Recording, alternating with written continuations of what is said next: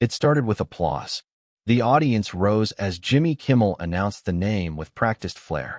The Terminator himself. The Governator. The legend. Arnold Schwarzenegger. Arnold walked out smiling, waving to the crowd, shaking hands. He moved like a man who had done this thousands of times. There was no hesitation, no uncertainty, just confidence dressed in tailored black and gray. A veteran of both politics and Hollywood, sitting down on a familiar couch under the bright, artificial glow of network television. Jimmy opened with the usual jokes. Still lifting every day, Arnold? Or do you just yell at the weights now, and they move themselves? The crowd laughed. Arnold chuckled, nodding. I yelled, Jimmy, but I still lift. The day I stop training is the day I die. The audience clapped again. It was going smoothly. For the first few minutes, the conversation stayed light. Jimmy asked about the new book Arnold had written, part memoir, part motivational guide. Arnold talked about resilience, discipline, his childhood in Austria, how struggle shaped him. He told a story about his father making him do push-ups in the snow. The crowd loved it.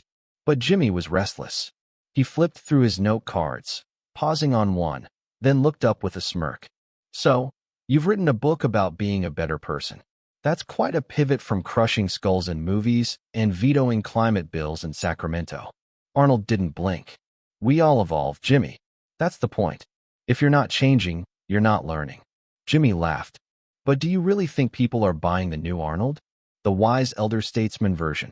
Arnold smiled, but it didn't reach his eyes. What people believe isn't always the truth. Sometimes they need to be shown. Jimmy leaned in. All right then, let's talk about what you've shown. You gave a speech last month calling out extremism in American politics. Some people said it was brave. Others said it was opportunistic. Were you trying to send a message, or just get back in the headlines? There was a slight shift in the room. The crowd didn't laugh this time. Arnold took a breath. That speech was for the people who still believe in decency, who are tired of leaders turning everything into a circus. It wasn't about me. Jimmy raised an eyebrow. Come on, Arnold. You were a Republican governor. You used to joke about blowing things up on camera and cracking skulls off camera. Suddenly you're Mr. Unity and healing. Arnold didn't flinch. I've made mistakes. But when you've seen the worst of what power can do, you either repeat it or you try to stop it. The silence after that line wasn't dramatic. It was still. The audience wasn't sure what to do with it. Jimmy sensed the change and pivoted again. Okay, so let's just get into it, he said. You've been called out for things you said decades ago. Comments about women. About immigrants. You apologized, sure, but some people say that's not enough. Do you think you should be forgiven? Arnold's voice was low, firm. I don't get to decide that. I can only take responsibility. But dragging up the past to score points in the present, that's not justice. That's spectacle. Jimmy leaned back. Sounds like a pretty convenient answer for a guy with a past. Arnold's tone didn't change. Is that what this is? A trial? Or did you invite me here to talk about the future? There was no laughter now. The audience had stopped reacting altogether. Jimmy glanced toward his producer, who gave a small shake of the head. No reset coming. He pressed forward anyway. I think people want honesty. That's all. And sometimes honesty means being uncomfortable. Arnold nodded. Then let's be honest. You're not asking for accountability. You're asking for ammunition. You want the soundbite, the clip that'll trend. But I'm not here to be reduced to a moment. Jimmy's face tightened. You think I'm attacking you? Arnold didn't raise his voice. I think you've confused interviewing with provoking. That's your choice. But I don't have to play along. The audience was still. Not bored. Not angry. Just stunned. And then Jimmy said the thing that turned everything. Well, maybe if you spent less time trying to be some kind of moral philosopher and more time actually taking responsibility, people wouldn't question your reinvention. Arnold stood up. Not abruptly. Not theatrically. He just rose from his chair and faced Jimmy directly. I came here in good faith, Jimmy. I gave you my time, my story, my thoughts. You wanted a target. You didn't get one. That's your disappointment, not my failure. Jimmy looked like he wanted to interrupt, but didn't. Arnold turned to the audience. You don't owe your past. You owe your future. Don't let anyone tell you change is a trick. It's the hardest thing we ever do. And then he walked off the stage. No fanfare. No flurry of handlers. Just a man deciding that the line had been crossed, and that staying would mean becoming complicit. The band didn't play. The camera didn't cut fast enough. The silence that followed was the most honest thing that had been broadcast all night. Backstage, the atmosphere was frozen. Producers stood still, unsure whether to chase after Arnold or wait for instructions. The silence on set had not lifted. Jimmy Kimmel remained in his chair, staring at the floor, the cards in his hand now useless. One crew member stepped forward with a headset, whispering something about going to commercial. Jimmy nodded, eyes still unfocused. The cameras cut, but the damage had already been done. Arnold's departure wasn't just dramatic. It was deliberate. It wasn't a tantrum. It was a verdict. A clear decision to walk away from a conversation that had stopped being one. In the hallways behind the stage, Arnold moved calmly, refusing to speak to anyone yet. A staffer offered to escort him out through the private exit. He nodded once, accepting the offer. He didn't ask for water. He didn't demand a statement. He just left. Within 20 minutes, someone in the audience uploaded the full clip to social media. It spread fast, not because it was sensational, but because it wasn't.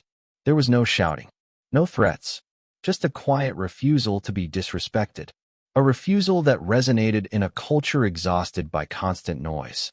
The comment sections told the story before the headlines did. He didn't walk out angry. He walked out with principles. Finally, someone says no to the circus. This is the most human I've seen Arnold, and the most exposed I've seen Kimmel. The networks noticed. The Kimmel team stayed silent, hoping the moment would blow over, that the news cycle would move on. But it didn't. The footage had hit a nerve, not just because of who was involved, but because of what it revealed. People weren't reacting to Arnold as a celebrity. They were reacting to the choice he made. A choice so rare it felt almost revolutionary. Refusing to exchange dignity for attention. By morning, major outlets had picked it up. Schwarzenegger walks off Kimmel's set after confrontation over past comments. But that headline didn't reflect what had really happened. It wasn't about the past. It was about the present. It was about the cost of staying in a space where your integrity is not welcome. A producer who had worked on The Kimmel Show for over 5 years gave an anonymous interview later that week. People think the show is spontaneous. It's not. Every question is prepped. Every jab is greenlit. Arnold's team specifically asked that the focus remain on the book. Jimmy agreed. Then he went off script. Why? The answer was simple. Ratings. Conflict sells, especially when it feels raw. But what Jimmy hadn't expected was that Arnold wouldn't play his part. That he wouldn't defend, or plead, or spin. That he would simply stand up and leave. It threw off the entire production. The rest of the night's episode was scrapped. No guests. No monologue. Just a heavily edited replay of an old show inserted in the time slot like nothing had happened. But viewers knew. They had already seen the real version, not the studio-approved cut. On Arnold's side, the response was minimal but firm. A short message posted to his public platform read, "I was invited to speak about growth, responsibility, and the future. I wasn't invited to be humiliated. I wish the team well, but I stand by my decision to leave." That was all. No attacks. No escalation. And that's what made it land even harder. His silence became a louder statement than any prepared press release could have been. Meanwhile, the conversation shifted. Former talk show guests, actors, even journalists began speaking more openly about the dynamics behind the cameras. About how they are encouraged to smile while being blindsided. About how hosts are often praised for keeping it real, even when what they're doing is baiting, not interviewing. A prominent director tweeted, "Arnold didn't walk off because he was weak. He walked off because he knew he didn't have to stay. That's real power. That's the line we've all been afraid to draw." For Jimmy Kimmel, the fallout was unpredictable. Public support for the show dropped. Not drastically, but enough to notice. The show's usual rhythm felt off. The jokes thinner. The laughter less organic. Audiences could sense that something had shifted, not in format, but in trust. The next time Jimmy sat down for an interview, it was with a less high-profile guest.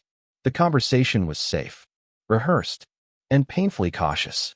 It was clear that producers were trying to regain balance. But something was missing. It wasn't star power. It was credibility. What Arnold had exposed, without ever intending to, was a deeper discomfort many viewers hadn't been able to name before. That interviews had stopped being conversations. That respect was being replaced by spectacle. And that once someone broke the pattern stopped feeling inevitable. When Arnold reappeared publicly, it wasn't on television. It was at a youth leadership summit, standing behind a plain podium in a conference room in Chicago. No flashing lights. No studio audience. Just students listening. He spoke about second chances. About owning your history. About how discipline is nothing without values. And in a quiet moment near the end, he said something that many instantly connected back to the night on Jimmy's show. You don't have to fight every battle, but you do have to walk away from the ones that make you smaller. He paused, then smiled. Sometimes, walking away is the loudest thing you'll ever do. The room fell quiet. It was the same silence that had filled the studio after he left. Not empty, not awkward, just full of meaning. In the days that followed, the industry began to murmur. Agents, publicists, executives, writers, all talking behind closed doors, all referencing the same moment. Not just because of the fallout, but because of what it represented. Arnold hadn't made a scene.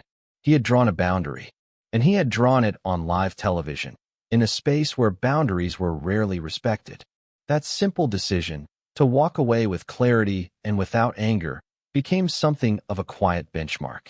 A moment against which other public incidents were measured. Other confrontations now felt performative by comparison, loud for the sake of being loud. But what Arnold had done was different. He had exposed the imbalance, not with accusation, but with presence. The Kimmel Show remained on air, but not untouched. Bookers found it harder to secure high-profile guests. Some representatives began asking new questions. What's the topic list? Will there be surprise clips? Are you planning a gotcha? One A-list actor reportedly declined an appearance altogether, saying, "I'm not going on a show where dignity has to be negotiated." For Arnold, the aftermath came not with scandal, but with a subtle shift in legacy. He had always been known for transformation, from bodybuilding to box office, from movie stardom to governorship. But this time, the transformation wasn't about ambition. It was about conviction. He started receiving letters. Thousands of them. Veterans, teachers, young people, even critics who admitted they had changed their opinion. Not because he had argued, but because he had stayed still when provoked. A former political advisor summed it up best. Arnold didn't flinch. That's what people saw. Not a hero, not a victim, just someone who knew who he was, and who refused to be twisted into someone else's story. Jimmy, on the other hand, was facing a more complicated public reception. In a follow-up episode a week later, he addressed the moment. Lightly. "Well, if you've been following the headlines, you know we had a bit of a disagreement with our old pal Arnold. He's a passionate guy. I'm a sarcastic guy. Sometimes those things don't mix." The audience laughed politely, but it didn't land, because by then, people had already seen the full clip. The sarcasm now felt like armor. A host trying to minimize what everyone had recognized as a deeper kind of fracture. Even fans of the show found themselves unsure. Not about Jimmy's talent, but about the format, the model, the need to turn every conversation into a punchline or a trap. People weren't angry. They were tired of deflection, of surface-level engagement, of interviews that were really just performances in disguise. Arnold's moment wasn't perfect. It wasn't polished, but it had something that modern television had quietly forgotten how to hold on to. Sincerity. And sincerity, when placed next to spectacle, always reveals the cost of the performance. Over time, Arnold rarely brought it up again. Not in interviews. Not in public appearances. He didn't leverage the moment. He didn't frame it as a victory. Because to him, it wasn't about winning. It was about not losing himself. At a charity event 3 months later, a young man asked him during a Q&A what it felt like to walk off that stage. To leave when the cameras were still rolling. Arnold smiled, thoughtfully. "It felt," he said, "like the end of a scene I didn't audition for." The audience laughed gently. He continued, "I didn't walk out because I was angry. I walked out because I knew the conversation had stopped being about anything real. And when that happens, you don't fight to stay in the frame. You just exit. He paused again, then said, almost as an afterthought, not everything you leave is a loss. The applause was quiet, not because it lacked power, but because it didn't need volume. And that, in the end, was the legacy of the moment. Not confrontation, not scandal, not revenge, but clarity. The kind of clarity that doesn't arrive through arguments or applause, but through a simple decision. To stop explaining yourself to people who are only listening for weakness. And to walk away, not with a point made, but with your peace intact. If you found this story worth hearing, let us know in the comments. What would you have done in Arnold's place? And don't forget to subscribe to the channel for more stories they never meant to go viral. The ones that say something without needing to shout.